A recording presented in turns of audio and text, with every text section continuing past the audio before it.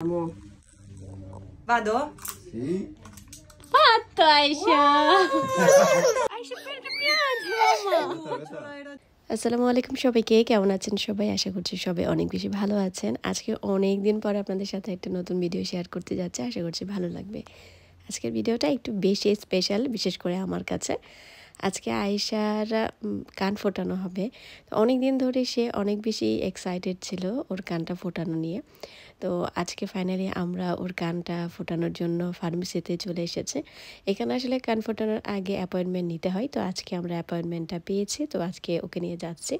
বেশ কয়েকদিন থেকে আয়েশা অনেক বেশি বায়না করছিল ওর কান ফোটানোটা নিয়ে, কারণ ওদের ক্লাসে ওর কয়েকটা ফ্রেন্ড কান ফুটিয়েছে এবং ওরা অনেক সুন্দর সুন্দর কানের দুল পরে আসে। তো সেটা দেখে প্রতিদিনই বাসায় এসে বায়না করে যে ওর কানটা কবে ফোটানো হবে। তা আমি বলেছি তুমি আরেকটু বড় হও, তখন তোমাকে ফুটিয়ে দেবো, কিন্তু সে তো নাছোড়বান্দি, সে তো কোনোভাবেই মানবে না। তো আজকে তার বাবা তার জন্য অ্যাপয়েন্টমেন্ট নিয়ে ডাক্তারকে বলে এসেছে। তো স্কুল শেষ করে আমরা চলে গিয়েছিলাম ওকে নিয়ে ফার্মেসিতে। তো এখানে আসার পরে ও কোন কানের দুলটা পরবে সেটা আগে পছন্দ করেছে, তারপরে এখন কানে মেডিসিন দিচ্ছে। আমি তো অনেক বেশি ভয়ে ছিলাম যে কান্না করে কিনা। তো প্রথম দিক দিয়ে সে কান্না করেনি। তো সে মনে করছিল যে এই যে মার্কার দিয়ে দাগ দেওয়া হয়েছে এটাই হয়তো বা কান ফোটানো, ব্যথা নেই। কিন্তু আসল টুইস্ট তো এখনও বাকি আছে, সেটা তো সে জানতো না। এখন বর্তমানে বাচ্চাদের কত সুবিধা না। আর আমাদের আগে তো মা খালারা ধরে সুই সুতা দিয়ে কান ফুটিয়ে দিত, আর কি যে ব্যথা লাগতো। এখন তো ইনস্ট্যান্টই একদম একদম কি এগুলো কি বলে, যে কান ফোটানোর যে মেশিনগুলো আছে সেগুলো দিলেই কয়েক সেকেন্ডের মধ্যে কানগুলো ফোটানো যায়, আর ব্যথাও তেমন লাগে না।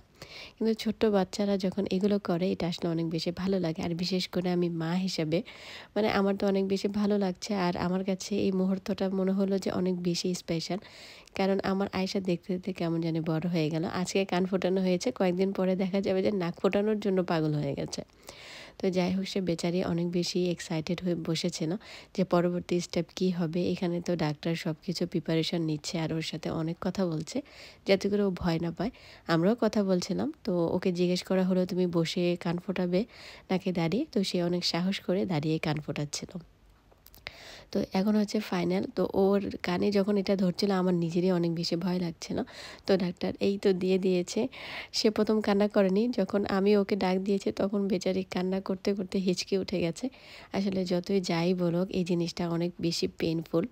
আর বড়রাই তো কান্নাকাটি করে, আর এখন তো ও অনেক বেশি ছোট, এখনও 5 বছর হয়ই নাই।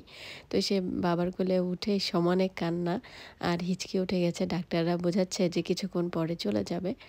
তো মেয়ে আর কি সে রীতিমতো কান্নাকাটি করতেছিল। পরে আর ভিডিও করা হয়নি, বাসায় এসে কয়েকটা ছবি তুললাম। মাশাআল্লাহ অনেক বেশি সুন্দর ছিল ইয়ারিংটা।